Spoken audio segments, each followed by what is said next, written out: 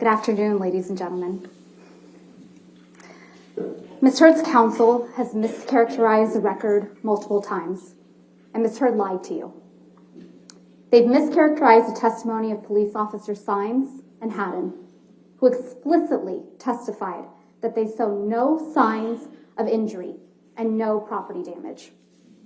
They mischaracterized the testimony of Walter Hamada, who testified clearly that there was no impact on Ms. Heard's career at Aquaman 2 from anything said by Adam Waldman or Johnny Depp. And Ms. Heard's casting was delayed because of creative issues. They've mischaracterized the testimony of Detective Sadaga. They mischaracterized the testimony of Ronald Schell. You've been here.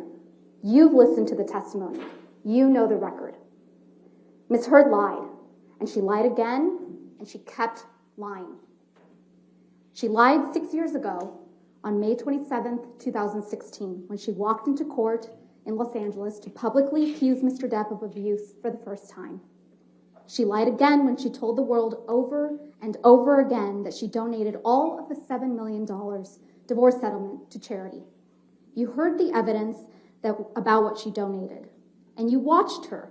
You watched her try to save her lie about that broken promise with more lies on this stand in this courtroom. She lied again when she told the world in her op-ed on December 18th, 2018, that she was a public figure representing domestic abuse, painting herself as a representative of abuse survivors everywhere, and painting Mr. Depp as a representative of perpetrators. She's come too far. She can't back down. She's lied too many times to too many people. So when Mr. Depp finally decided to fight to clear his name by filing this lawsuit, Ms. Heard responded by making up more and more stories of more and more extreme abuse. She came up with a new accusation that Mr. Depp had raped her with a bottle in Australia. And she keeps making new claims up even now. At this trial, for the very first time, she claimed that she had been sexually assaulted the night of her 30th birthday, even though she had testified repeatedly about her birthday prior and never mentioned it. And at this trial, she also claimed for the very first time that Mr. Depp was hitting her all the time during the first year of their relationship, even though this first year, she had testified previously, was magic and bliss with absolutely no violence. Her story is a constantly moving target. It never stays the same. Mr. Depp owns his mistake. He owns all of them. You saw him do it on the stand in a raw and powerful way. But in this trial, Ms. Heard has been confronted with her lies and the damage she has caused, and she cannot take any responsibility for what she has done. And you've seen the story, her story, it doesn't hold up. You've watched her performance on the stand. You saw her get caught in lie after lie. The time has come for those lies to come to an end. The time has come for you, the jury, to decide the truth. I started this trial giving you an opening statement, and I said to you that words matter. And this case is about Ms. Heard's words, the words she published in an op-ed about Mr. Depp. Ms. Heard and her attorneys have talked a lot about this in this trial about the First Amendment. They've talked about the importance of free speech, and we agree. I'm a lawyer. Of course I agree with that. But the First Amendment doesn't protect lies that hurt and defame people. And there's a difference. Ms. Heard has no right to tell the world that Mr. Depp physically or sexually assaulted her when that isn't true. That's not protected speech. Our U.S. Constitution doesn't protect that speech. And it is a core value of American society that you are innocent until proven guilty. There is a presumption of innocence in this country.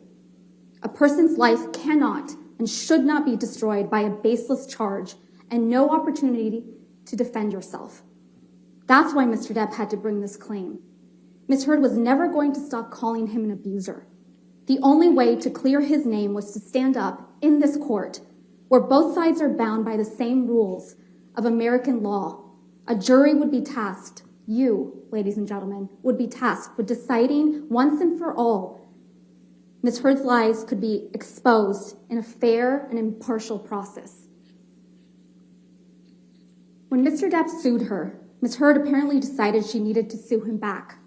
And because there were no statements made by Mr. Depp on which she could base the claim, she sued him based on statements made by one of his lawyers, Adam Waldman, calling Ms. Heard's accusations of abuse a hoax. Make no mistake, though, they are a hoax. Ms. Heard made up claims of abuse, and then she gave a performance where she passionately repeated those made-up claims of abuse on the stand in front of each of you. But ask yourselves, who's really the one alleging a hoax here?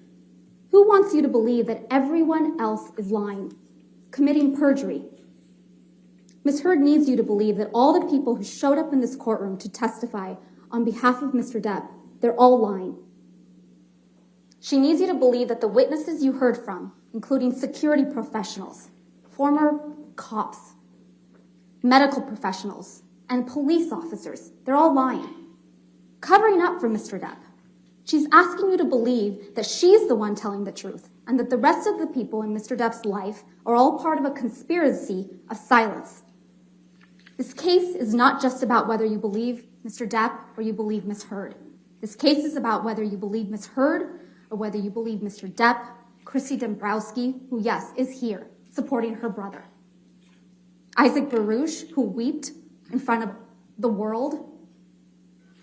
Keenan Wyatt, who doesn't work for Mr. Depp. Sean Betts, a former LA Sheriff's Department. Malcolm Connolly, he worked in the prisons in the UK. Starling Jenkins, a former US Marine. Travis McGivern, also another former police officer. Ben King, he worked for the Queen of England. David Kipper, Dr. David Kipper. Ms. Heard's doctor. And yes, Mr. Depp's doctor. Debbie Lloyd, a nurse. Aaron Filati, Ms. Heard's personal nurse. Officer Sines, an LA police officer with training in domestic violence. Officer Haddon, her understudy, yes, in his first week, studying to pick up on these signs of domestic abuse. Officer Gatlin, Brandon Patterson, who worked at Eastern Columbia Building, Kate James, Ms. Heard's former personal assistant, Tara Roberts, Alejandro Romero. He took his deposition from his car because he had to go to work, but it didn't stop him from telling the truth. Edward White, Mr. Depp's business manager. Laura Wasser, one of the most famous divorce lawyers in California. Morgan Knight. Beverly Leonard. Morgan Tremaine. And Kate Moss. And all the other witnesses whose stories support Mr. Depp's description of what took place. These people have nothing to gain by coming forward. They have everything to lose.